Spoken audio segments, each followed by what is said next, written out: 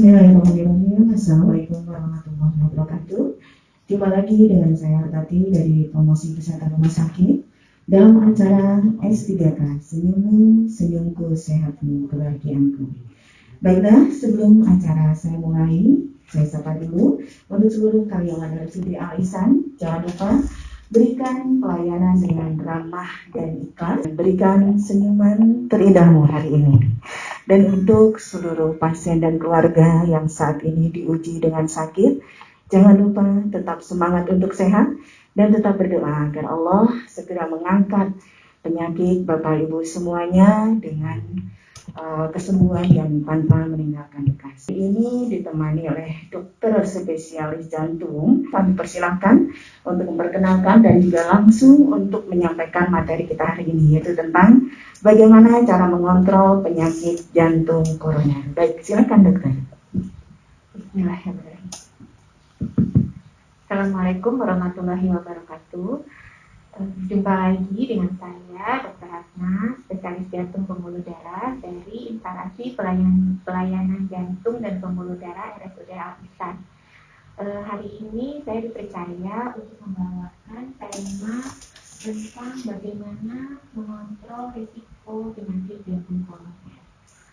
Seperti kita ketahui bahwa sampai saat ini penyakit jantung koroner masih merupakan pembunuh nomor 1 di dunia, ya, sehingga masih menjadi momok bagi para klinisi untuk menghindari agar tidak banyak jatuh korban.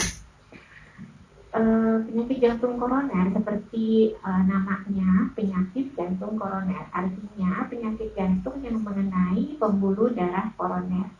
Apa itu pembuluh darah koroner? Pembuluh darah koroner adalah pembuluh darah yang memberikan asupan nutrisi, mengaliri darah, memberikan oksigen ke jantung. Jadi apabila ada gangguan pada pembuluh darah koroner, apakah itu tersumbat baik total ataupun tidak total, ada penyempitan, maka otomatis akan mengganggu fungsi jantung secara keseluruhan. Walaupun memang di awal beberapa kasus tidak kita dapatkan gejala, tapi kondisi ini perlu kita waspadai. Karena dari beberapa kasus yang saya temukan di lapangan, penyakit jantung koroner yang dulu identik dengan usia tua, ya, kemudian dengan faktor risiko laki-laki yang itu sekarang tidak lagi berlaku. Beberapa kasus kita dapatkan pada usia yang lebih muda, yaitu sekitar 40 tahunan, bahkan ada yang 30 tahunan. Hal ini mungkin disebabkan salah satunya oleh dari pola hidup, lifestyle kita, yang katanya sekarang orang modern yang hidup dengan banyak yang sedentary, ya, jadi banyak kurang bergerak, kurang aktif bergerak, dengan pola makan yang kurang terjaga, yang terlalu sibuk dan stres mengejar dunia. Nah, itu juga salah satu penyebab dari bergesernya usia angka kejadian penyakit jantung koroner pada usia muda. Oke. Membahas tentang gejala, pada beberapa pasien itu ada yang tidak bergejala. Jadi gejala itu dari mulai gejala yang ringan sampai gejala yang berat, bahkan sampai ada yang dibilang sudden cardiac death atau kematian mendadak. Jadi pasien-pasien yang diabetes biasanya dia tidak mendapatkan gejala yang terlalu signifikan, misalnya dia tidak ada, jadi dadanya nggak terlalu khas, hanya cepet capek aja, atau ada rasa lengap gitu, ya, atau ada rasa berdebar. Tapi beberapa kasus juga kita dapatkan dengan gejala yang khas, seperti nyeri dada yang dirasakan menekan seperti benda berat, tembus ke punggung, kemudian ada penjalaran ke leher, ke rahang, ke tangan, disertai dengan keringat dingin. Beberapa pasien ada yang sampai pingsan, ya. Ada beberapa pasien yang mual muntah, itu juga termasuk salah satu gejala dari serangan jantung koroner. Nah, sekarang kita beralih ke risikonya. Jadi risiko jantung koroner itu ada risiko yang dapat dimodifikasi, ada yang risiko yang tidak dapat dimodifikasi. Yang tidak dapat dimodifikasi misalnya adalah usia. Biar bagaimanapun kita tidak bisa mengubah usia, ya. Penuaan itu mulai terjadi ketika seseorang berusia 40 tahun ke atas. itu sudah mulai terjadi penuaan. Tidak hanya pada cavity luar, tapi juga pada organ-organ di dalamnya, termasuk pada jantung. Itu sudah mulai terjadi penuaan. Kemudian yang kedua adalah jenis kelamin. Memang sampai saat ini laki-laki berpotensi lebih besar risikonya untuk mendapatkan serangan jantung dibandingkan wanita pada usia produktif. Ya. Yang ketiga adalah menopause. Nah, kalau wanita sudah menopause atau sudah usia menopause, maka faktor risikonya sama dengan laki-laki. Kemudian yang keempat, riwayat keluarga. Jadi kalau misalkan di keluarga kita ada yang mengalami penyakit jantung atau serangan jantung pada usia dini, misalnya laki-laki usia 45-an, perempuan usia 55-an, nah itu berarti ada gennya di situ yang seseorang di mana lebih berisiko mendapatkan serangan jantung dibandingkan yang lainnya. Nah, faktor-faktor tadi adalah faktor-faktor risiko yang tidak bisa dimodifikasi. Jadi itu sudah takdirnya ya. Nah, tapi ada juga faktor-faktor risiko yang bisa dimodifikasi. Seperti apa? Seperti pola hidup ya. Misalkan pertama makanan. Kita kurangi makanan yang berlemak atau yang kolesterolnya tinggi misalnya. Yang kedua gaya hidup. Jadi kita harus mulai dengan gaya hidup yang serba bergerak gitu ya. Harus mulai aktif bergerak, berolahraga sesuai dengan ukuran masing-masing. Yang ketiga, hipertensi. Nah, kapan kita harus mencek darah tinggi? Tidak selalu kalau ada keluhan, karena kebanyakan pasien yang saya temui itu mereka baru ingin tahu berapa tensinya ketika sudah ada keluhan, seperti misalnya pusing, seperti misalnya pegel di punggung, itu baru mereka cari tensinya berapa. Padahal tidak semua darah tinggi itu ada keluhan. Kadang tidak ada keluhan sama sekali. Justru itu yang bahaya ya. Itu nggak ada keluhan, tenang-tenang aja. Taunya tensinya tinggi banget, taunya stroke misalnya. Kemudian apalagi yang kita bisa modifikasi? Merokok ya. Kayaknya udah nggak musim sekarang merokok ya. Udah nggak ada yang merokok di sini. Tapi ya, di masker. Jadi masker ini ada hikmahnya juga. Orang-orang malas merokok karena harus buka masker ya. Ya, merokok juga salah satu yang kita harus hindari karena isinya rokok itu racun semua. Terus kita hisap racunnya, kita masukkan ke dalam tubuh, terzolim lah ya, sama tubuh kita. Kalau udah tahu racun dimasukkan ke dalam tubuh. Itu dan nggak cuma hanya berefek pada jantung saja, rokok itu juga berefek pada organ yang lain. Kemudian apalagi obesitas mungkin ya. Nah, kita harus mulai berkaca lah ya. Berkaca itu bukan hanya untuk melihat apa kita sudah cantik, sudah ganteng, nggak juga. Kita lihat proporsi badan kita seperti apa, ukur lingkar pinggang kita seperti apa. Karena semakin kita obes atau semakin kita overweight, maka faktor risiko kejadian jantung koroner pun semakin tinggi. Ya. Hindari makan makanan yang banyak mengandung garam misalnya. Jadi kalau sekarang kan lagi musimnya itu back to nature katanya gitu ya. Jadi kita kembali ke kodratnya, makanannya juga makanan-makanan yang alamiah saja. Kayaknya makanan-makanan yang cepat saji atau fast food itu kita hindari juga ya, yang berpengawet atau yang masaknya sekarang lagi musim kan yang slow cooking ya, dimasak pelan gitu kan, dimasak sehat kelihatannya gitu ya. Itu untuk yang pasien-pasien yang atau orang-orang yang belum kena jantung ya.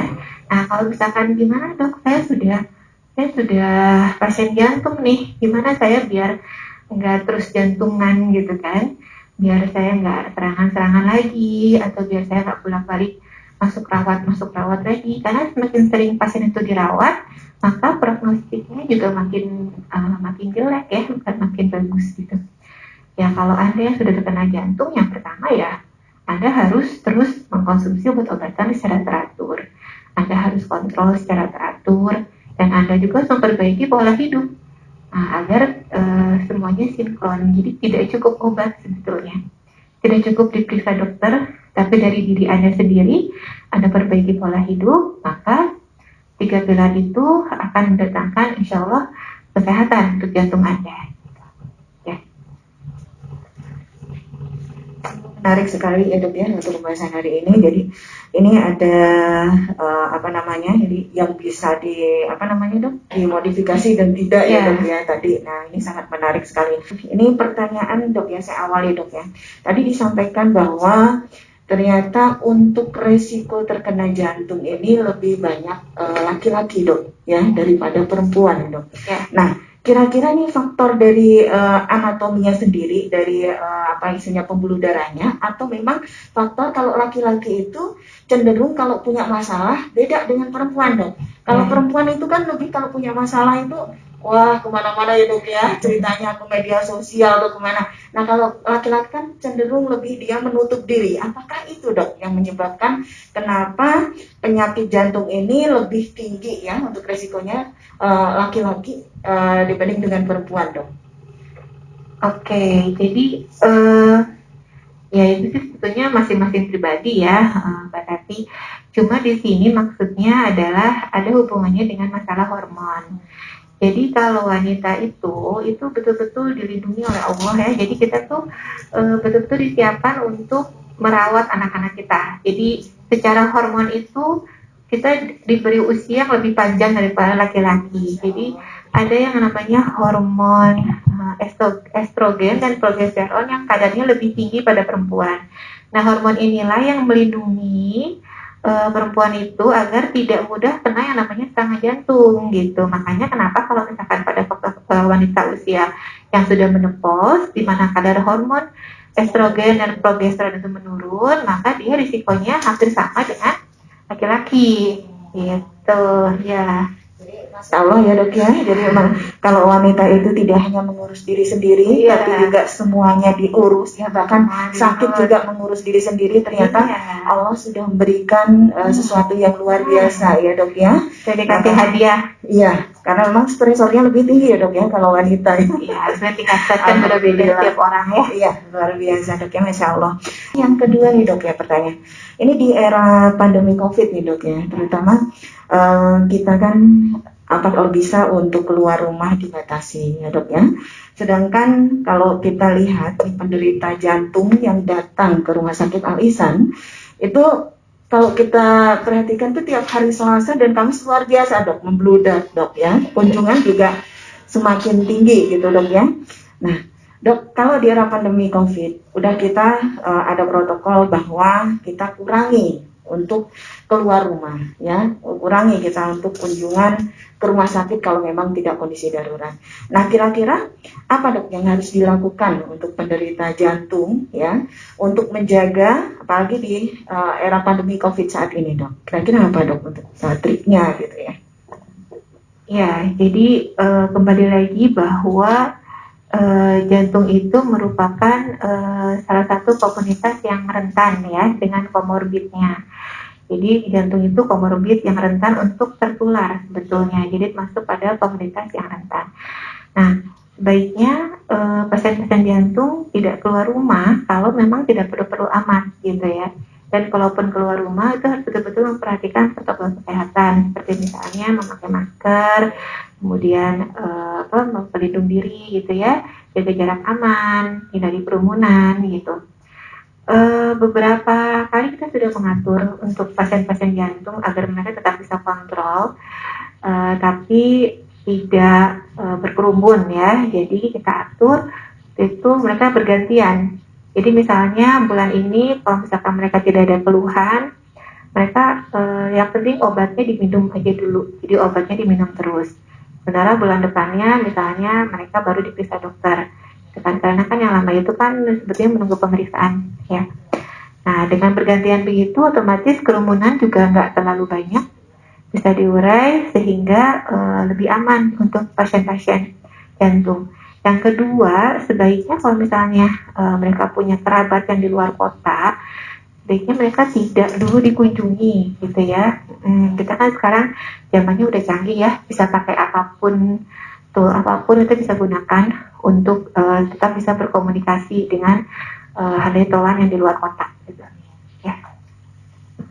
Jadi sebenarnya Juga ya, kalau misalnya memang waktunya kontrol juga nggak masalah ya dok ya, karena memang rumah sakit juga sudah menerapkan untuk protokoler untuk COVID ini ya dok ya.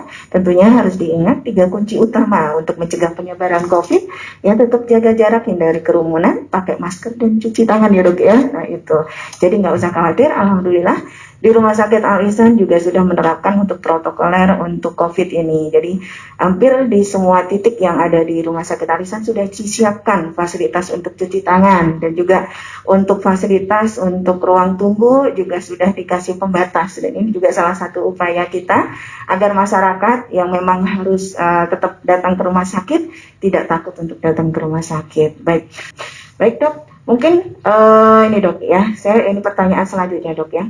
Dok, untuk penyakit jantung nih dok ya, sering tadi disampaikan bahwa terkadang serangan ini tidak menimbulkan gejala, dan tiba-tiba awalnya memang dok, tidak ada gejala yang kayak berat gitu ya dok ya, sesek gitu ya, ada lebih cepat lelah. Nah ini dok, banyak kejadian kalau untuk penyakit jantung nih dok, ada serangan pada pagi hari dok. Nah kira-kira ini sebenarnya pengaruh dari cuaca atau memang seperti apa dok? Pergantian ini dari pagi ke siang atau gimana? Karena banyak kejadian gitu ya, meninggal waktu subuh, nah kayak gitu dok, atau misalnya pas lagi sholat kayak gitu. Nah kira-kira ini faktornya apa dok ya sebenarnya? Iya, jadi memang beberapa kasus kita temukan begitu ya Mbak Tati ya. Jadi memang dia dini hari atau jam 1, jam 2, jam 3-an, kemudian waktu subuh itu juga kasusnya lumayan sering. Mereka meninggal jam-jam seperti itu. Itu salah satu faktornya adalah memang ada siklus, namanya siklus sirkadian. Jadi pada jam-jam seperti itu adalah siklus tubuh yang meningkat semuanya, gitu ya, meningkat, masuk simpatis, parasimpatis, siklus sirkadian. Nah makanya tensi itu kadang-kadang suka naik. Jadi tensinya tinggi itu pada jam-jam seperti itu. Gitu. Makanya kadang banyak ide serangan seperti itu. Ditambah lagi mungkin karena pancaroba, jadi memang cuacanya kalau siang terik sekali, kalau malam tuh dingin sekali, perubahan cuaca yang ekstrim juga dia bisa merangsang atau mencetuskan serangan juga. Gitu. Ya, jadi dari kitanya ada siklus sirkadian, dari cuacanya juga yang mungkin aja ada efeknya juga gitu ke situ ya. Jadi memang ini faktornya memang alami ya dok ya, kalau untuk pasien jantung ada tadi ya siklus sirkadian ya dok ya. Nah dok, kalau untuk mencegah atau biar menetralisir hal itu terjadi, apalagi terutama untuk pasien-pasien yang sudah penderita jantung nih dok ya, untuk mencegah terjadinya hal itu gitu dok, itu seperti apa dok caranya dok? Saya tiba-tiba tensinya naik, padahal itu kan kita tidak melakukan aktivitas ya dok ya, posisinya kita tidur gitu ya. Nah tapi karena ada siklus itu, nah kira-kira untuk mengontrolnya itu dengan apa dok? Biar tidak terjadi kematian mendadak gitu. Meskipun kalau kematian itu memang sudah diatur ya dok ya, tapi untuk mengendalikan siklus sirkadian itu dok, biar tidak tiba-tiba tensinya naik gitu ya, tiba-tiba ada serangan dadakan. Nah itu apa dok kira-kira yang dilakukan? Ya, jadi kalau untuk pasien-pasien jantung, misalnya mereka kita sudah bekali obat-obatan yang diminum, dan durasi of action dari obat itu kan rata-rata 24 jam. Jadi insya Allah bisa melindungi selama 24 jam untuk obat tertentu. Misalkan ada obat yang dimakan satu untuk menstabilkan jantungnya, untuk tensinya. Jadi kadang obat jantung itu memang ada beberapa macam. Jarang sekali obat jantung hanya satu macam atau satu jenis obat. Kenapa? Karena kita mengcounter dari berbagai sisi gitu kan. Jadi kita nggak cuma dari sisi jantungnya, tapi dari sisi yang lainnya juga, misalkan hormonnya segala macam kita counter agar dia terlindungi. Nah, dengan dia rutin meminum obat pada jam yang sama atau dengan teratur waktunya, insya Allah nanti cakupan atau coverannya juga akan tercover pada jam-jam seperti itu. Nah, beberapa pasien yang tensinya kadang masih suka naik turun, saya selalu bilang kalau bisa diusahakan di rumah ada tensimeter. Jadi pasien bisa mengukur sendiri tensinya di pagi hari ketika bangun tidur, di siang hari ketika beraktivitas, kemudian di malam hari ketika dia akan tidur gitu ya. Jadi agar kelihatan tren tensinya seperti apa sih, jam-jam berapa dia tensinya tinggi, jam-jam berapa dia tensinya ngedrop misalnya. Kita bisa mengatur pemberian obatnya gitu. Kalau untuk pasien-pasien yang bukan pasien jantung yang belum tersentuh lah dengan dokter jantung gitu ya. Kalau saran saya sih jika Anda sudah mulai berusia 40 tahun, Anda harus mulai tahu modal Anda seperti apa. Modal Anda seperti apa itu dalam artian bukan modal dalam tanda kutip harta ya. Jadi modal Anda itu seperti apa gitu. Kolesterol Anda berapa, gula Anda segimana, asam urat gimana, tensi Anda gimana. Jadi kita tahu modal kita, oh kita dalam posisi apa nih. Dalam posisi amankah, masih amankah, pentingnya ditingkatkan lagi. Atau kita sudah dalam posisi tengah-tengah nih gitu ya. Mendekati atau menjauhi gitu kan. Nah, itu harus tahu modalnya.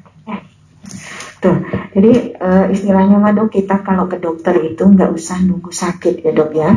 Dan alhamdulillah di rumah sakit Alisan sudah ada juga untuk medical check up. Jadi untuk pelanggan rumah sakit ya, yang datang ke rumah sakit tidak harus yang sakit, tetapi yang sehat juga untuk mengetahui modal kita itu mendekati ke arah jantung koroner atau ke arah oh iya ini ya resiko untuk jantung koroner itu ada atau tidak. Jadi silahkan bisa datang ke rumah sakit Al Ihsan. Jadi kita sudah ada untuk klinik medical check up ya. Jadi silahkan untuk audien yang di media sosial live IG ya, silahkan.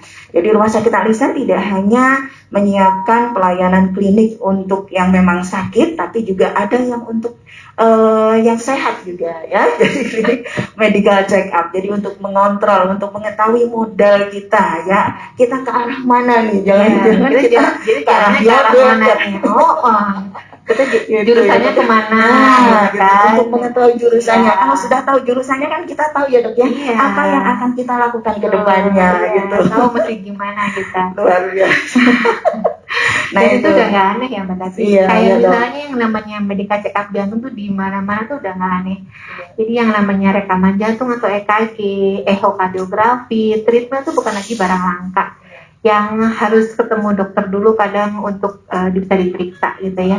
Bahkan sekarang orang-orang tuh sudah mulai bergeser ke CT scan. Jadi CT kardiak itu sudah sesuatu yang wajar dan lumrah di beberapa rumah sakit diadakan gitu, dan atas pengetahuan sendiri pun sebetulnya bisa sih gitu. Ya, jadi alhamdulillah ya dok ya, rumah sakit Al Ihsan sudah memberikan pelayanan yang luar biasa, yang lengkap ya, tidak hanya yang sakit, yang sehat juga. Silahkan datang ke rumah sakit Al Ihsan untuk medical check up ya dok ya. Jadi untuk mengetahui arahnya kemana, kalau sudah tahu arahnya kemana, tentunya kita akan tahu apa yang harus kita lakukan. Baik dok ya. Kita lanjutkan dok nih, pertanyaannya sungguh menarik dok ya. Ini saya akan bertanya tentang tadi dok ya, luar biasanya wanita yang sudah dikasih kelebihan oleh Allah ya, di situ ada hormon estrogen ya dok ya. Nah ini permasalahannya dok ya, kalau misalnya kita sudah tadi bahwa kalau tua itu tidak hanya dilihat dari casingnya saja ya dok ya, tapi sebenarnya bagian dalam juga yang tidak terlihat juga sudah ikut tua ya dok ya. Langsung kalau misalnya hormon estrogen itu sudah mulai menurun, kira-kira nih dok ya, untuk mencegah ya, karena kalau menurun berarti resiko penyakit jantung koroner kan semakin besar dok ya, ke arah sana. Nah, kira-kira untuk wanita dok, karena tingkat stresornya itu kan kita tidak bisa prediksi ya, bahkan mungkin saat kita usia sudah mulai lanjut, stresor itu tetap ada, bahkan mungkin semakin tinggi untuk kontrol emosinya. Kira-kira apa dok? Mungkin ada makanan atau sejenis treatment apa yang bisa kita lakukan untuk mencegah gitu terjadinya jantung koroner untuk wanita yang memang kadar estrogennya sudah menurun gitu dok. Apa yang bisa kita lakukan dok untuk mencegah itu atau untuk preventifnya dok? Ya, untuk para wanita ya. Jadi wanitanya memang unik ya. Jadi sampai di kolegium kami sendiri itu memang ada khusus kita membuat buku tentang jantung pada wanita. Karena wanita ini memang unik gitu. Nah, tadi Mbak Tati bilang bahwa kalau misalkan dari usia ya, usia itu kan memang kita tidak bisa hindari ya. Setiap hari, setiap jam, kita nambah terus usia kan. berjalan terus, waktu berjalan terus. Jadi usia mau nggak mau kita akan bertambah terus gitu. Sebetulnya kalau tampilan luar itu lebih mudah Mbak untuk dipoles, sana kemari mudah. Wanita usia 60 tahun pun di zaman sekarang bisa terlihat seperti usia 30 tahun, itu adalah suatu hal yang keniscayaan. Insya Allah tuh mudah ya, asal ada uangnya aja. Nah, untuk tampilan dalam, nah itu kadang kita tahu, bukan sulit, cuma kadang kita abaikan. Kenapa? Karena nggak kelihatan sama orang. Kita kan yang penting yang kelihatan aja. Oh, cantik, ya kan? Oh, masih seger kelihatannya, masih langsing. Ya. Lupa dalamnya kayak apa, abailah dalamnya gitu ya. Jadi untuk ibu-ibu wanita dimanapun Anda berada, jangan lupa dalaman Anda ya. jadi usia 40 tahun, saya tadi bilang 40 tahun itu kita harus mulai merubah pola kita. Seperti sejak dini sih harusnya. Jangan lagi, saya mah jangan ngerasa apa-apa, jadi makanan tuh bebas-bebasnya gitu ya. Ingat loh ya, 40 tahun tuh udah mulai penuaan. Bukan penuaan kelihatan sekedar mata aja ya, tapi penuaan dalamannya juga gitu. Jadi kita harus mulai berusaha untuk hidup sehat ya. Olahraga teratur 3-5 kali ya dalam sehari dan rutin. Dan olahraga itu bukan seperti saat dibutuhkan kita olahraga, seperti misalnya kita nggak pernah olahraga nih, tiba-tiba satu kali kita maraton, ya pingsan lah, udah pasti itu capek kan. Nah makanya kita harus rutin dilatih olahraganya. Misalnya sehari kita jalan atau jogging 30 menit atau 15 menit sampai 30 menit lah, sesuai dengan kapasitas kita, kebiasaan kita gitu kan. Di olahraga, makanannya dijaga, kemudian kelola stres ya. Intinya sih kita yang namanya menopause tuh semua orang pasti akan mengalami. Usia berapa, kadang ada yang namanya menopause dini pun ada ya. Dan kita nggak bisa lawan itu adalah hukum alamnya seperti itu. Cara kita mengantisipasinya adalah tadi dengan pola hidup. Kemudian yang kedua tidak perlu stres ya. Yang ketiga tidak perlu kita menghitung usia. Misalnya, wah saya sudah 50 tahun nih, saya sudah 60 tahun nih, saya sudah 70 tahun nih, nggak penting. Jadi usia itu hanya hitungan angka saja ya. Yang penting luarnya kinclong ya, dalamnya sehat. Luarnya kinclong, dalamnya sehat, kitanya happy. Usia berapa itu nggak penting. Gitu. Usia itu hanya udah usia segini nih, udah waktunya kita untuk gitu aja. Jadi kita nggak perlu terlalu berpikir masalah usia dan menopause. Jangan takut akan menopause, karena pasti akan terjadi. Saya dok ya, jadi nggak usah khawatir yang usia sudah 40 tahun. Yang, mulai sebenarnya dalamannya tadi ya dok ya, kita harus perhatikan dalamannya, jadi jangan dipoles luarnya saja ya. Kalau di luarnya saja mungkin kelihatan wah masih luar biasa, masih 17 tahun ya kalau yang 40 tahun ya. Tapi perhatikan bagian dalamnya itu ya. Jadi dengan cara apa? Tentu lakukan dengan pola hidup yang sehat ya dok ya. Dengan olahraga teratur sesuai dengan kemampuan tubuh ya dok ya. Kemudian kelola stres ya. Ingat kelola stres ya dok ya. Kemudian juga jangan merokok tadi ya dok ya, karena kita nggak menutup kemungkinan bahwa wanita juga banyak yang merokok ya dok ya, karena katanya merokok itu bisa bikin langsing dok. Sesat itu sesat. Katanya begitu dok. Nah ya, jadi luar biasa sekali ya, ini sangat menarik ya untuk untuk para pemirsa, baik yang sudah misalnya menderita jantung, nggak usah khawatir, ikuti apa yang disarankan oleh dokter, lakukan pola hidup sehat ya, dan juga yang belum terkena penyakit jantung lakukan preventif tadi ya dok ya. Jadi karena apa? Tadi disampaikan bahwa untuk menderita jantung itu tidak harus yang menjelang usia lanjut ya, tetapi ternyata sudah mulai mengalami pergeseran ya, jadi usia muda 30 tahunan juga sudah bisa terkena penyakit jantung. Nah dok ya, sambil kita ini ya dok ya, kita saya ada pertanyaan lagi nih dok ya. Dok, kira-kira nih dok kan untuk penyakit jantung, resiko penyakit jantung ya dok ya, ada yang saya dengar nih istilah bahwa jantung itu selalu ditemani dengan penyakit lainnya ya, seperti ada kolesterol, diabetes. Nah itu adalah sahabatnya dok. Itu sebenarnya yang mengawali jantung dulu sehingga muncul yang lain, atau yang lain dulu yang menyebabkan penyakit jantung dok, atau tiba-tiba jantung berdiri sendiri. Nah ini yang sering, oh itu sahabatnya, kalau sudah kena kolesterol pasti itu jantungnya bermasalah, atau yang diabetes, itu nih bahaya nih. Nah coba dok, ini seperti apa? Iya, jadi yang mana yang mengawali betulnya ini ya Mbak. Jadi jantung itu sebetulnya luas ya. Jadi penyakit jantung itu yang populernya memang jantung koroner. Jadi di mana-mana jadi momok setiap orang. Jantung koroner ya. Memang kalau jantung koroner itu termasuk pada penyakit jantung degeneratif. Dan salah satu penyebabnya adalah bisa kolesterol. Itu faktor resikonya, atau bisa dari diabetes. Jadi diabetes yang lama-lama dia mengalami kardiomiopati misalnya ke jantungnya, atau kolesterol yang tidak terkontrol lama-lama dia membentuk plak di pembuluh darah koronernya misalnya, seperti itu. Sementara jantung itu sendiri bisa berdiri sendiri, yaitu penyakit jantung yang lain selain koroner, misalnya penyakit jantung bawaan atau kongenital, itu yang dibawa sejak bayi lahir, yaitu dia berdiri sendiri, dia tanpa komorbid apa-apa, dia sudah ada sakit jantungnya. Atau sakit jantung yang misalkan diderita oleh ibu hamil, misalnya peripartum kardiomiopati, itu juga sama, dia berdiri sendiri, jadi penyakit jantung yang disebabkan oleh kehamilan misalnya, atau penyakit jantung yang karena infeksi misalkan. Jadi temennya itu nggak selalu kolesterol dan diabetes ya, itu memang teman yang paling sering tereksposnya itu ya. Cuma teman-teman yang lain juga banyak sebetulnya. Bahkan keganasan pun itu bisa menyerang jantung juga ada, seperti miksoma itu ada, walaupun memang kasusnya jarang ya.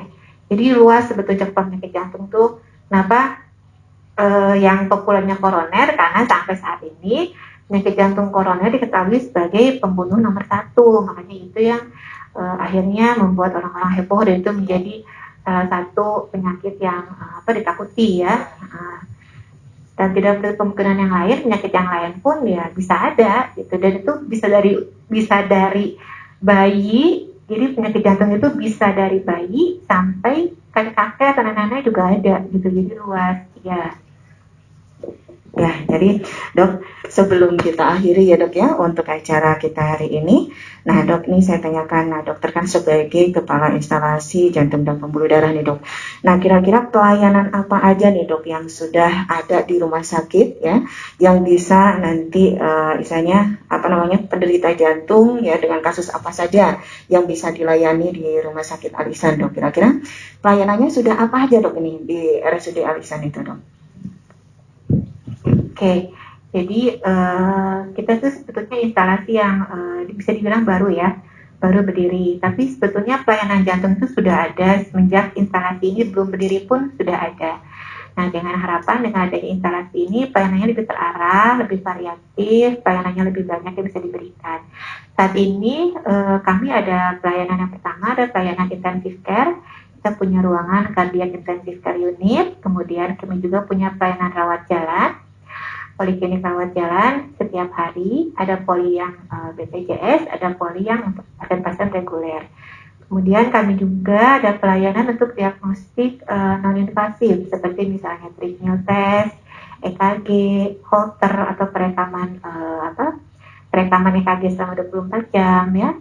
Kemudian ada echokardiografi, kemudian ada ankle brachial index, itu untuk menilai vaskularisasi di perifer atau pembuluh darah di tungkai ya. Kemudian kami juga ada pelayanan cath lab ya, atau ruang kateterisasi. Itu bisa melayani misalnya angiografi, kateterisasi, pemasangan stent, kemudian bisa perikardiosintesis atau penarikan cairan dari kantung jantung, pemasangan pacu jantung, baik yang temporer maupun yang permanen ya. Kemudian kami juga ada pelayanan yang sedang kami ingin kembangkan adalah pelayanan vaskular. Karena kita selalu lupa bahwa jantung itu jantung dan pembuluh darah. Jadi tidak cuma jantungnya saja yang terus-terusan di highlight ya, pembuluh darahnya pun kita harus mulai di highlight gitu, karena itu merupakan satu kesatuan. Jantung pompanya, pembuluh darah selangnya, jadi itu harus satu kesatuan. Nah di sini kita ada mulai peranan vaskular mulai digalakan. Sebelum tutup ya dok ya untuk talk show hari ini, kira-kira nih kesimpulan dari tema kita hari ini tentang bagaimana cara mengontrol penyakit jantung koroner, kira-kira apa dok yang bisa kita sampaikan untuk audien kita di media sosial di live IG ini dok? Kira-kira apa dok kesimpulan dari tema kita hari ini dok yang bisa disampaikan? Ya, jadi yang pertama jangan takut dengan penyakit jantung koroner ya. Jadi cobalah setiap dengar penyakit itu kita cobalah bersahabat dengan itu. Jadi kita kan kalau bersahabat kita akan mencari tahu lebih banyak. Sama itu. Yang kedua, penyakit jantung koroner tidak hanya menyerang orang usia tua. Saat ini dia sudah bergeser ke usia-usia yang lebih muda. Tidak hanya pria tapi juga wanita ya. Yang ketiga, mulailah ketahui modal Anda. Kalau misalkan Anda memang bukan pasien jantung dan semoga tidak menjadi pasien jantung, Anda harus tahu modal Anda seperti apa. Mulai care tentang isinya badan Anda gitu ya, organ-organ yang lain, tidak hanya tampilan luar saja. Misalnya Anda harus mulai dengan medical check up. Anda harus tahu berapa kadar kolesterol saya, berapa gula saya, berapa asam urat saya, berapa sih tensi saya, itu kita harus tahu ya. Nah, yang keempat, untuk pasien-pasien jantung jangan kecil hati, jangan khawatir. Penyakit jantung itu hanya penyakit. Jadi dia bukan sesuatu yang menyebabkan dunia berakhir, enggak ya. Bukan vonis yang menyebabkan dunia berakhir, enggak juga. Beberapa pasien bahkan bertahan 10 tahun, 20 tahun ya, bahkan puluhan tahun. Bisa kok gitu ya, kalau memang belum waktunya. Yang pasti kita ikhtiar ya, kita makan obat teratur, kita turuti pola hidup sehat ya, insya Allah terjaga ya. Baik, untuk pemirsa di media sosial di IG Live RSUD Al Ihsan dan juga pendengar audio sentral ya. Hari ini luar biasa ya topiknya ya, dan mudah-mudahan apa yang kita sampaikan hari ini bermanfaat untuk semuanya. Dan tak lupa bahwa kegiatan ini akan insya Allah akan dilakukan setiap minggu, tentunya dengan narasumber yang berbeda dan juga dengan tema yang berbeda pula. Jadi terus ya ikuti informasi dari admin kita yang dari bagian humas yang selalu setia menemani kita ya, dari bagian promosi kesehatan rumah sakit ya. Nah, dan juga untuk penderita jantung ya, tadi sudah disampaikan, nggak usah istilahnya khawatir, nggak usah takut, tetap semangat ya untuk lakukan instruksi dari dokter, lakukan pola hidup sehat ya. Dan juga untuk para pendengar audio sentral ya, kami ucapkan terima kasih ya. Semoga bermanfaat ilmu kita hari ini, dan nantikan informasi kesehatan selanjutnya yang insya Allah tiap minggu dari bagian promosi kesehatan rumah sakit sudah bekerja sama dengan bagian KSM untuk menyajikan tema-tema yang berbeda dengan narasumber yang muda.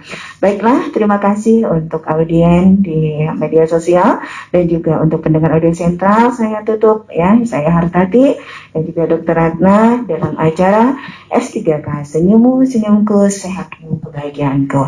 Wassalamualaikum warahmatullahi wabarakatuh.